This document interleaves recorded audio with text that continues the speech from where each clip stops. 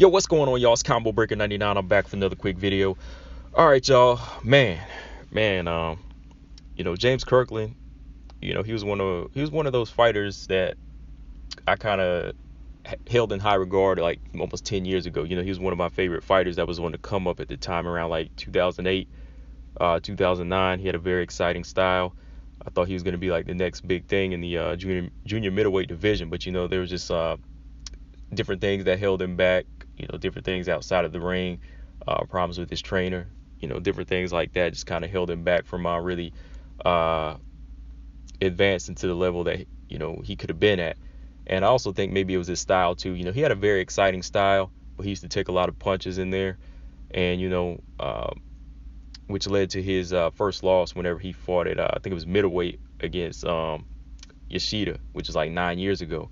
And ever since then, he's just kind of been on the downside, because at the time I was like, this guy's going to be the next big thing. He was big, strong, powerful. He puts on exciting fights. But since then, his career's just kind of been on the downside. Him and Ann Wolfe, they kind of been at odds. Sometimes she would train him, sometimes she wouldn't. And then some people would kind of blame the fact that Ann Wolfe wasn't there on the reason he was losing. But I can't really just put all the blame on her and put all the target on her and say, she was the reason. I mean, you really can't train a fighter's chin, and I think that's where it was really coming down to with James Kirkland. I'm not trying to disrespect him or anything, but I'm just saying, like, the guy's taken a lot of punishment over the years, and you can really see it in his speech and his movement in the ring, his body language in the ring, and just the way he reacts to a punch now. If you go back and look at this fight last night, like, he was just coming in, putting the pressure on Montiel, and Montiel caught him with, I think it was like a right hook or a left hook, and it didn't even look like too much was put on the shot, and it just wobbled him and put him down. And then, like, there was just so many times, so many moments in this opening round where he was just on wobbly legs. Like, he was getting touched with like 2, 3, 4 punches, and I thought he was really about to like pass out or like just go into a coma there because he just took some big shots. So yeah, like, I really can't say, okay, the fact that Ann Wolfe wasn't in his corner, that was the reason why he was getting knocked out. No, it's the chin. I mean, and it's also the style. Maybe if he would have started becoming a little bit more defensive minded and not coming straight in head first, maybe that would have been a thing, like if Ann Wolfe was training him that way. But I know she probably did give him the push and she would give him that drive. But at the same time, I feel like this was going to happen anyway, regardless, because right now, from what I saw last night, he really looks like a danger to himself right now. And, I'm saying that with respect, because I've seen his fights. I've seen the majority of his fights. And I followed him, like I said, since he was on the come up, since like 05, 06, I think it was. I think, yeah, 07. I think it was like, yeah, probably like 07 when I started really looking at him and, following James Kirkland. And ever since even that Canelo loss, I was like, man, that was a very dangerous loss. And the reason I wanted to do this video was just because we're coming off this other death in boxing, big tragedy in boxing, Frankie Randall. He was another fighter that stayed in the sport too long and suffered, pugilistic dementia.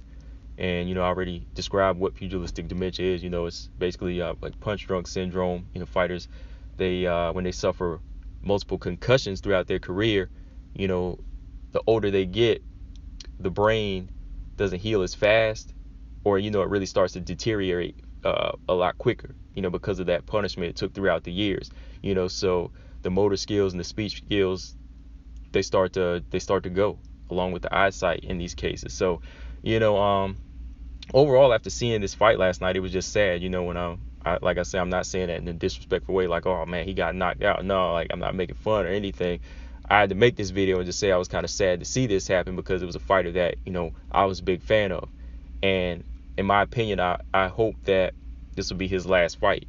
I really hope this will be James Kirkland's last fight, because I'd hate to see anything, happen to him in the ring in his next fight, or even like down the line, when he gets older and when he gets into his 40s and 50s. I'd hate to see him, wind up with the same type of damage, or blind, or speech slurred. I don't want to see any of that happen to him either. So, in my opinion, I hope after this loss that, he can find something else to do outside of boxing now, because I just don't want to see him take any more punishment. I'm just being honest. But yeah, man, that's all I got on this one. Like I'm saying, I just wanted to do this video because, like I said, we just lost another warrior.